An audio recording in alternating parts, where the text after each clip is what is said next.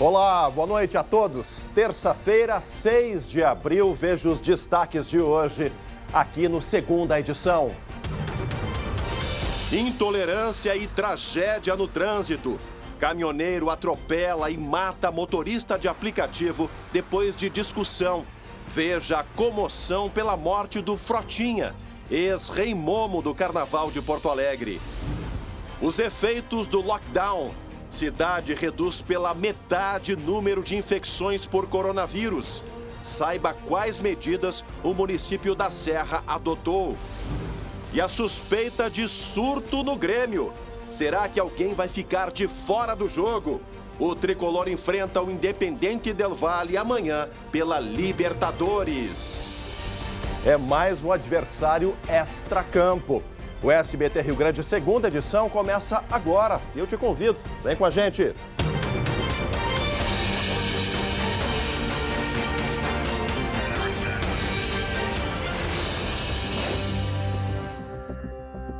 E a gente abre o segunda edição de hoje com uma notícia que mostra como o distanciamento social é mesmo uma das poucas armas que nós temos para combater a disseminação do coronavírus. Em São Francisco de Paula, lá na Serra, cidade que decretou aí o lockdown, a infecção diminuiu mais da metade.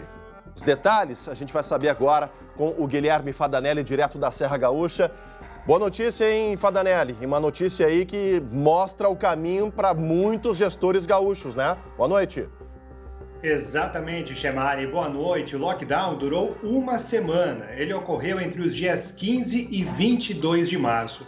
Nós mostramos aqui no segunda edição como foi o primeiro dia de restrições para a circulação de pessoas em espaços públicos. Os mercados funcionaram apenas por teleentrega, assim como restaurantes, lancherias e padarias. O comércio em geral ficou fechado. Apenas as farmácias e serviços de saúde puderam receber público. Durante todo o período, a fiscalização atuou em 40 ações, desfazendo festas, acampamentos e outros tipos de aglomerações. As multas nesse período chegaram a quase R$20 mil. Mas tanto esforço teve resultado. No dia 15 de março, quando o lockdown começou, São Francisco de Paula tinha 202 casos ativos de Covid-19. Hoje, esse número baixou para 88. Já os pacientes internados no hospital da cidade em leitos clínicos de Covid caiu 50%. O município saiu do lockdown assim que os casos ativos reduziram para 175, conforme previa o decreto municipal. Agora, segue as normas da bandeira preta como os demais municípios gaúchos. Uma medida, Chemali, que foi criticada por parte dos moradores, mas que agora apresenta resultados concretos na tentativa, de controlar a pandemia. Fadanelli, o que a população precisa entender é que nenhum investidor, nenhum gestor gostaria de fazer o fechamento do comércio. Mas no momento pontual e organizado, os números demonstram, a eficácia de um fechamento organizado, onde as pessoas respeitam e aquelas que não respeitam levam multa, levam sanções do poder público, Fadanelli? Exatamente, e a gente vê esses resultados, Chemali, até porque o município estava num momento muito crítico, que não tinha mais leitos no hospital, Então a gente vê que esse tipo de ação, e quando a comunidade colabora, traz sim resultado. Tá certo, Fadanelli. Obrigado pelas informações. Uma boa noite para ti. Até amanhã. Tá aí, gente? Um município, uma localidade, característica da Serra, característica do turismo, teve a coragem de fazer um lockdown organizado. E o resultado tá aí. Ninguém vai me dizer que os números são distorcidos. São números oficiais da Prefeitura e da Secretaria de Saúde lá de São Francisco de Paula, na Serra Gaúcha. Que fica aí o ensinamento. Quando a coisa é organizada, ela realmente acontece. E olha, a gente segue falando sobre essas medidas agora de uma outra arma. A arma mais eficaz contra a Covid. Eu estou falando da vacina. 1.330.000 pessoas já receberam a primeira dose aqui no Rio Grande do Sul. Gabi Lerina, seja bem-vinda novamente à redação, minha amiga. Coisa boa contar contigo aqui, boa noite. Qual é o impacto desse contingente de gaúchos já vacinado, Gabi. Logo poderemos dar um abraço, né, Chemali? Oh, coisa boa. A promessa vai ficar, hein? Isso sim também é uma notícia que nos acalenta, né, Chemali? Saber dúvida que a vacinação, ela está acontecendo, está continuando aqui no Rio Grande do Sul e já batemos, como você disse, a casa de 1 milhão de gaúchos vacinados. Vamos trazer para vocês as informações a partir de agora. Esse número, então, representa cerca de 26% do grupo prioritário aqui no Rio Grande do Sul. Dessas, 317 mil pessoas já receberam também a segunda dose, ou seja, já estão imunizadas, mas a gente faz aquela lembrança, aquele lembrete de que mesmo com as 2 doses da vacina, não dá para descuidar.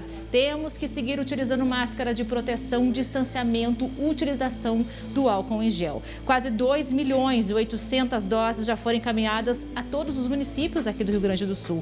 Cerca de 60% das vacinas que o Rio Grande do Sul recebeu do Ministério da Saúde já foram aplicadas por aqui. Aqui em Porto Alegre, quase 270 mil pessoas receberam a primeira dose.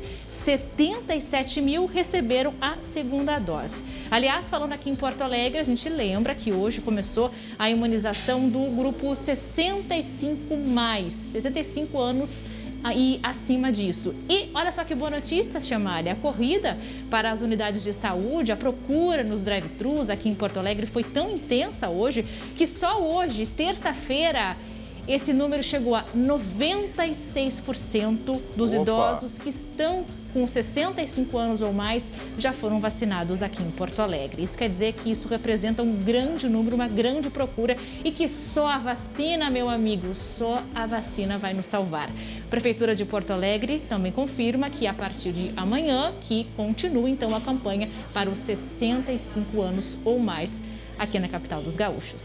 Tá certo, Gabi. Obrigado pelas informações. Boa noite para a Gabi Lerina, trazendo informações sobre a vacina. O pessoal está num ritmo mais interessante aqui em Porto Alegre. Que bom que continue assim, continue até mais rápido em vários municípios aqui do nosso estado. Nós seguimos com o segunda edição, falando agora de uma tragédia, de uma intolerância provocada no trânsito gaúcho.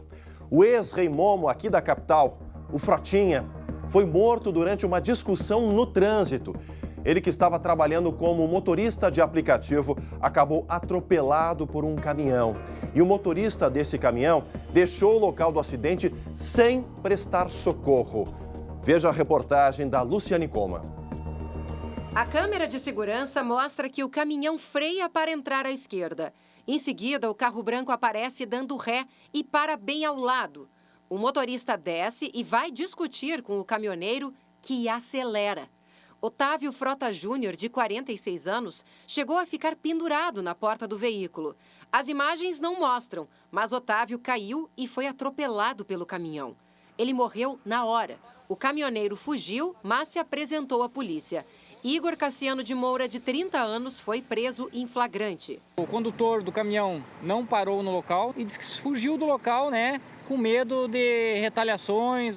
A briga aconteceu na manhã desta terça-feira, na RS 240, em São Leopoldo, na Grande Porto Alegre.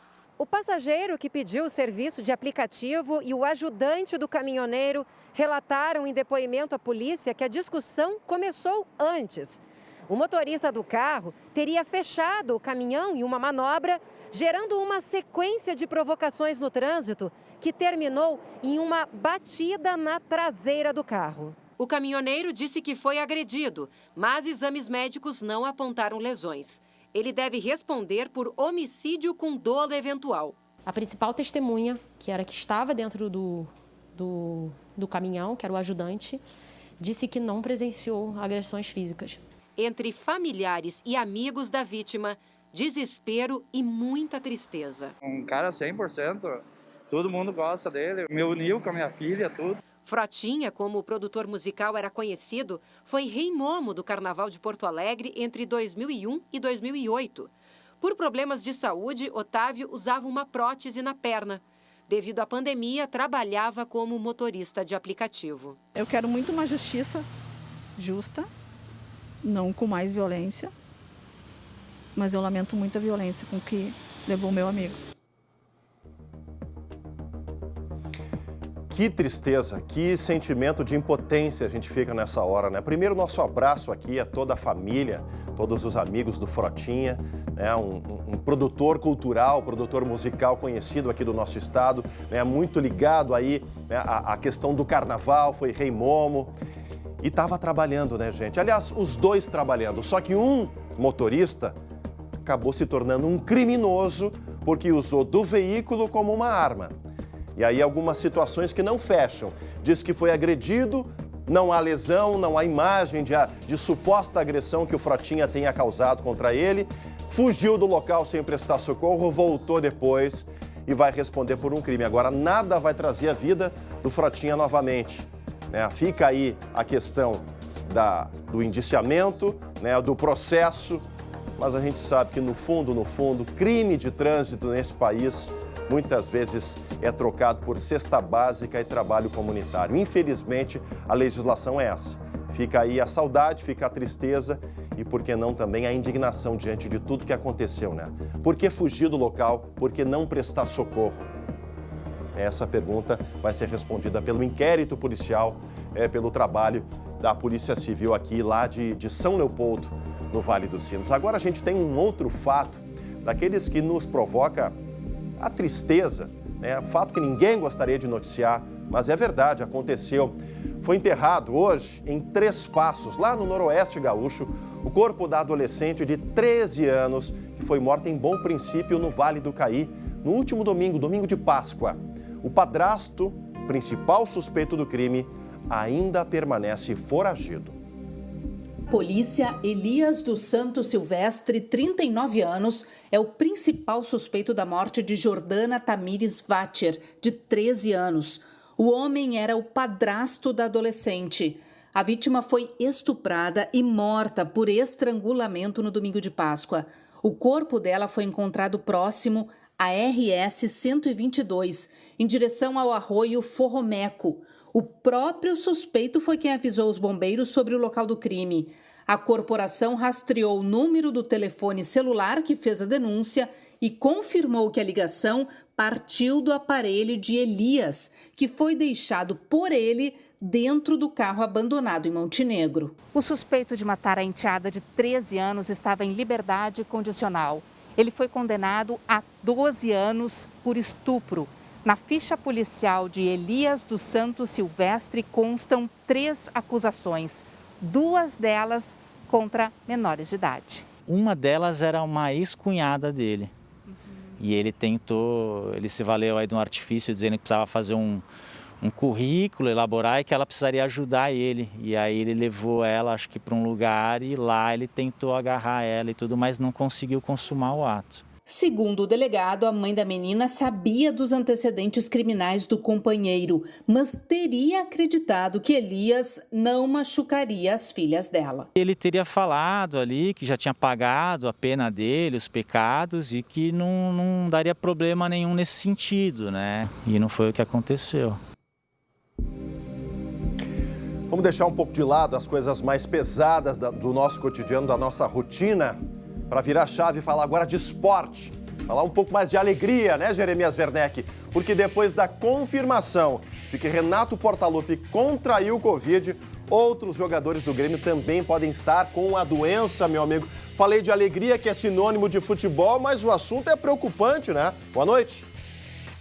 Boa noite, Gemário. Boa noite para todo mundo que está com a gente aqui no segunda edição. O Grêmio confirmou há pouco 2 jogadores, além do Renato que ficou em Porto Alegre, Gemário, 2 jogadores estão com o novo coronavírus. Paulo Vitor e Wanderson testaram positivo para a Covid-19 em exames realizados lá no Equador. Só para a gente entender, Gemário, antes da gente avançar com detalhes de como estão Paulo Vitor e Wanderson. O Grêmio fez uma bateria de testes aqui em Porto Alegre. O Renato fez esses testes, mas no momento que fez os testes, falou que estava com sintomas. E com sintomas ele já foi retirado. Aí quando o Grêmio estava se deslocando já, veio o resultado e confirmou aquela suspeita de que o Renato está com Covid-19. E ao chegar no Equador, em Quito, onde o Grêmio joga amanhã, 7h15 da noite, contra o Independente Del Valle, o elenco, a delegação toda, jogadores, comissão técnica, funcionários, todos eles testaram de novo. Testes equatorianos, das autoridades sanitárias do Equador. E nesses testes, 2 jogadores testaram positivo.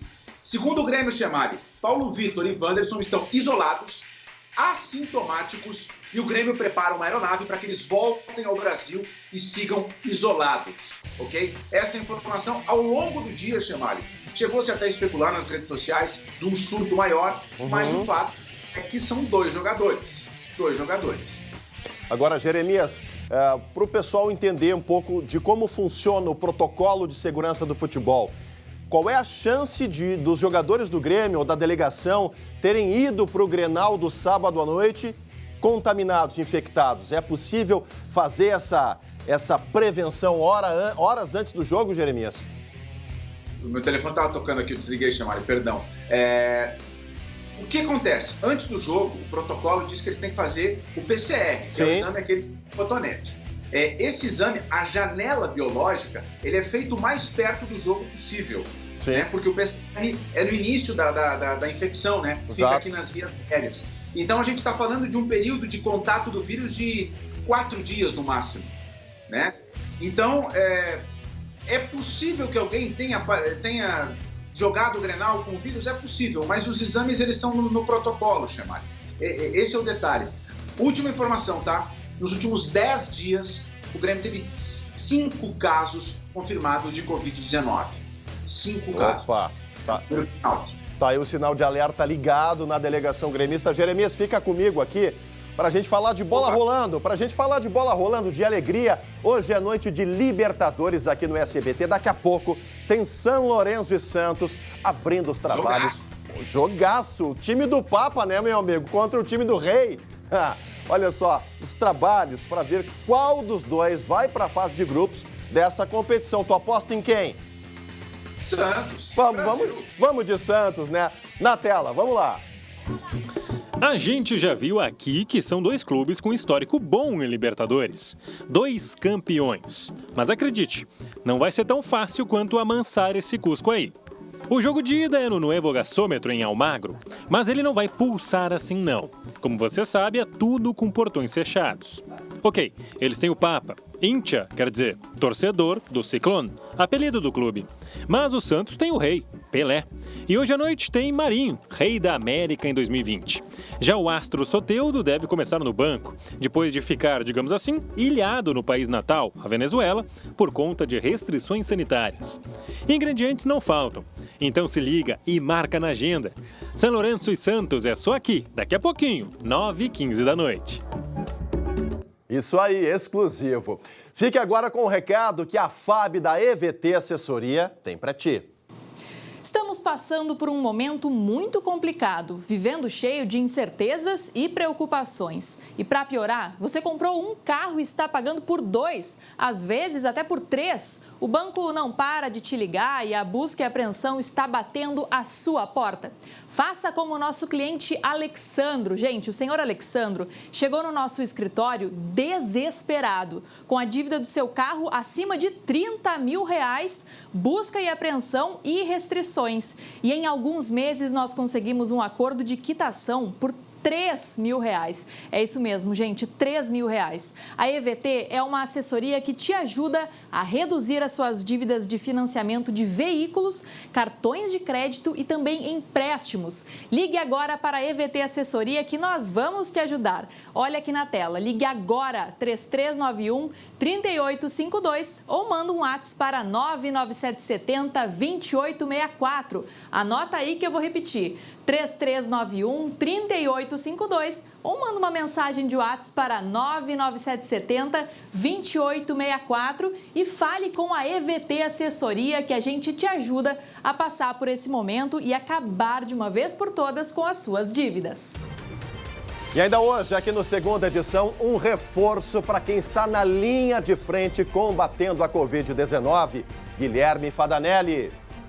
É mais uma boa notícia, Chemali. Novos kits de intubação estão sendo distribuídos para os hospitais aqui do nosso estado. A gente já mostra depois do intervalo. Voltamos com a segunda edição para todo o nosso Rio Grande. E olha só, pessoal, com tudo que estamos vivendo, eu tenho certeza que nada preocupa mais você quanto a sua saúde e a saúde da sua família. E equilibrar saúde e possibilidades financeiras é um grande desafio, certo? Pois é para isso que o plano de saúde da IBCM é a melhor solução para você. Feito para os funcionários públicos municipais e estaduais, o plano da IBCM oferece muitas especialidades médicas, odonto, terapias, físio, enfim, um amplo suporte para a sua saúde e bem-estar. E para te dar mais tranquilidade, com a IBCM, você aí paga o valor mensal de R$ 176,92 por pessoa e só. Exatamente isso. Com a IBCM, você não tem coparticipação, sendo muito mais fácil cuidar de você sem a preocupação com a conta no final de tudo. Chama no WhatsApp que está aparecendo aqui na tela, que logo, logo a equipe retorna para você. IBCM, o plano de saúde feito para o servidor público. Olha, pessoal, o Guilherme Fadanelli já está comigo aqui de novo no Plasma, lá direto da Serra Gaúcha, porque há 10 dias nós mostramos aqui, no segunda edição, as dificuldades que os hospitais do estado estavam enfrentando com a falta de sedativos. Esse cenário, Fadanelli, mudou para melhor, é um alívio, né? Mais fôlego para o tratamento dessas doenças, não só a Covid, né, Fadanelli? Exatamente, Chemali. Olha, os hospitais aqui do estado começaram a receber hoje os remédios que compõem o chamado kit intubação. A logística para a entrega contou com o apoio do Exército. Essas imagens que vocês estão vendo são da chegada ao Hospital Taquini de Bento Gonçalves. No fim de março, a instituição havia suspendido as cirurgias oncológicas por falta de sedativos. Ao todo, o Rio Grande do Sul recebeu do Ministério da Saúde 92 mil frascos de medicamentos, que vão beneficiar 69 hospitais de todas as regiões que atendem pelo SUS. Boa parte dessa remessa, Chemali, são de bloqueadores neuromusculares, que impedem que o corpo tenha qualquer estímulo enquanto o paciente estiver entubado. Realmente, uma boa notícia e uma ajuda nesse enfrentamento à pandemia, né, Chemali? Esse insumo é fundamental. Fadanelli, obrigado pelas informações. É fundamental para o bem-estar e para a recuperação dos pacientes. Boa notícia para quem está na linha de frente tratando da nossa vida, da vida dos gaúchos. Obrigado pela atenção de todos, a audiência. Na sequência vem o SBT Brasil. Amanhã, 11h40, SBT Rio Grande, com o André Harry e o Glauco Paza. A gente se fala às 7h20. Tchau, tchau.